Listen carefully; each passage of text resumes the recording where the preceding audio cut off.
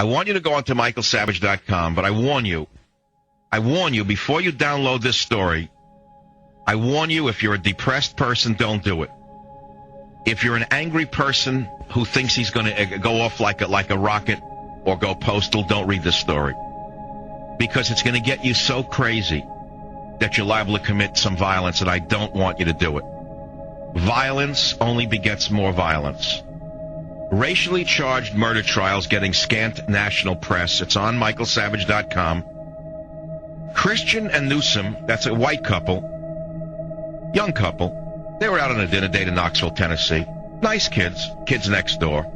Carjacked, kidnapped, tortured, raped, murdered, set on fire by a group of blacks.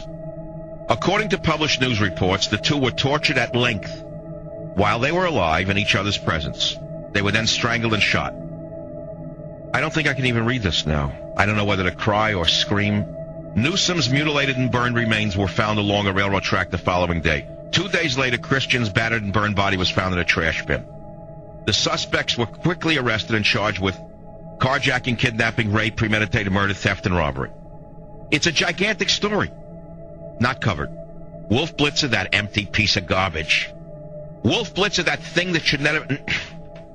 I can get myself in real trouble right now if I actually told you what I think of these people. So I'll go on with the story. They're talking about the fact that the Associated Press wire stories on the killing were carried by Knoxville news outlets, CBS News and Fox News, but other major media wouldn't touch it at all. Search of the Nexus database found that the May 8th story on this website, aside from this one, no other major media outlets have reported the case. ABC, CBS, NBC, CNN, and New York Times would not return calls. They wouldn't cover it. However, conservative talk host Michael Savage said on his May 9 radio program that the Knoxville situation got me sick. So they called up a professor of journalism, don't you know, by the name of Robert Zelnick. And he's at Boston University. Probably dresses correctly, Mr. Zelnick. Oh, yeah, dresses British. Knows how to make a tie. Knows how to smile at a cocktail party with politicians, Mr. Zelnick. Moved himself up from the needle trades in 1-2 generations. The professor of journalism at Boston University, Mr. Zelnick, told Cybercast News Services that the Knoxville murders, as gruesome as they were, need a strong peg to reach a national audience. He said racism would certainly be one. Celebrity involvement would be another. But the coincidence of white victims and black perpetrators doesn't pass muster, though the coincidence of white perpetrators and black victims might, because of its relative infrequency. And so there it is. So Zelnick says the reason it hasn't been picked up is because it's not sexy. After all, she's just a white girl and he's a white boy, and they're just black guys who, well, they just did them, that's all. Not only they do them, they did them in a way that you wouldn't even see in Iraq.